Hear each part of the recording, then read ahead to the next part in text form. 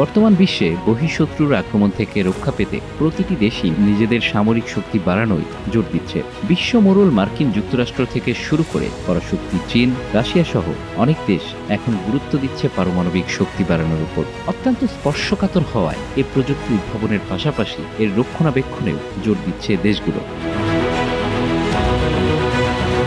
বিশ্ব পরাশক্তিগুলো প্রতি বছর কোটি কোটি ডলার সামরিক খাতে ব্যয় করে, আর এসব অস্ত্র ও পারমাণবিক শক্তির রক্ষণাবেক্ষণ ও দেখাশোনার জন্য থাকে হাজারো ব্যবস্থা।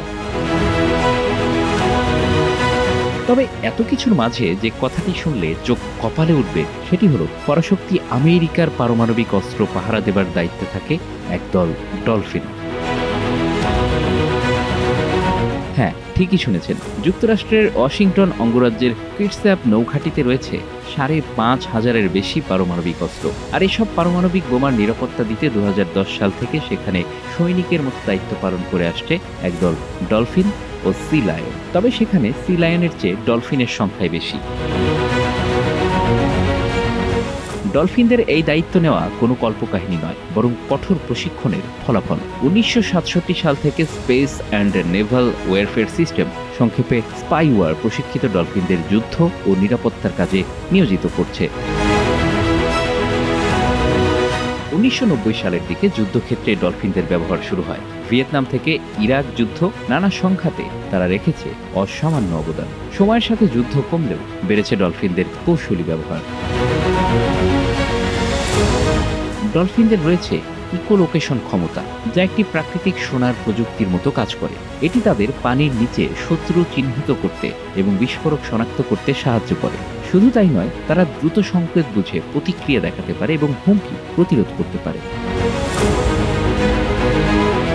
ডলফিনরা শুধু পাহারাদারি নয়, তারা গুরুত্বপূর্ণ উদ্ধার অভিযানে অংশ নেয়। ডুবন্ত নাবিক উদ্ধার থেকে শুরু করে সমুদ্রের গভীরে হারিয়ে যাওয়া জিনিস শনাক্ত করতেও তারা অত্যন্ত দক্ষ।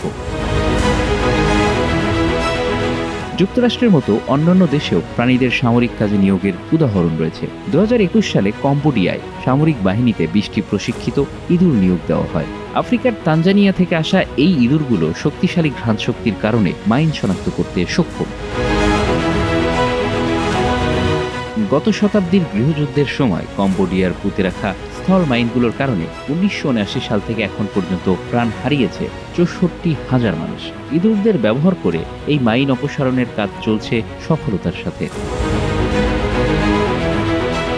যুক্তরাষ্ট্রের নৌবাহিনীতে কাজ করা এসব ডলফিন কেবল প্রশিক্ষণ গ্রহণ নয়, বাহিনীতে তাদেরও রয়েছে বিশেষ পদমর্যাদা এবং উন্নত জীবনযাপনের সুযোগ সুবিধা। এমনকি তাদের থাকার জন্য রয়েছে কোয়ার্টার।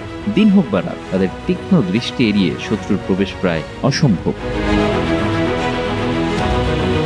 আমেরিকার পাশাপাশি রাশিয়াও যুদ্ধক্ষেত্রে ডলফিন ব্যবহার করে। ২০২২ সালে রাশিয়া ইউক্রেন যুদ্ধের পর থেকে রাশিয়া কৃষ্ণ সাগরে তাদের নৌসেনা ঘাঁটি রক্ষা করতে সেখানে ডলফিন মোতায়েন করে। মূলত যুদ্ধে রাশিয়ার যুদ্ধজাহাজ মস্কোভা ইউক্রেনের আক্রমণে ধ্বংস হওয়ার পর থেকেই রাশিয়া এমন সিদ্ধান্ত নেয়। কৃষ্ণ সাগরে অবস্থিত রাশিয়ার নৌঘাঁটি সেভাস্টোপোল রক্ষার নিমিত্তে রাশিয়া ডলফিনের ২টি প্রশিক্ষিত দল সেখানে মোতায়েন করে। রাশিয়ার এরূপ সিদ্ধান্ত গ্রহণের পেছনে বেশ কিছু কারণ ছিল। প্রথমত, ইউক্রেন থেকে যে কোনো সময় রাশিয়ার নৌঘাঁটির উপর আক্রমণ আসতে পারে। তাছাড়া ইউক্রেনকে দেওয়া পশ্চিমাদের সামরিক অস্ত্রের কারণে রাশিয়ার দুশ্চিন্তার বিষয়টি আরও প্রবল হয়েছিল। সমুদ্রের নিচে দিয়ে আসা ইউক্রেনের সাঁতারু বাহিনী যে কোনো সময় আক্রমণ করতে পারে এমন আশঙ্কাও ছিল।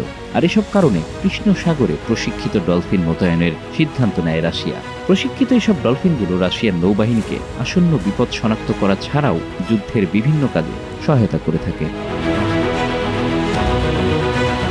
গত শতাব্দীর ৬০-এর দশক থেকেই ডলফিন প্রশিক্ষণের কাজটি শুরু করে তৎকালীন সোভিয়েত ইউনিয়ন। ১৯৯১ সালে সোভিয়েত ইউনিয়ন ভেঙে যাওয়ার পর কৃষ্ণ সাগরে অবস্থিত সেভাস্টোপোল নৌঘাঁটির দায়িত্ব পায় ইউক্রেন।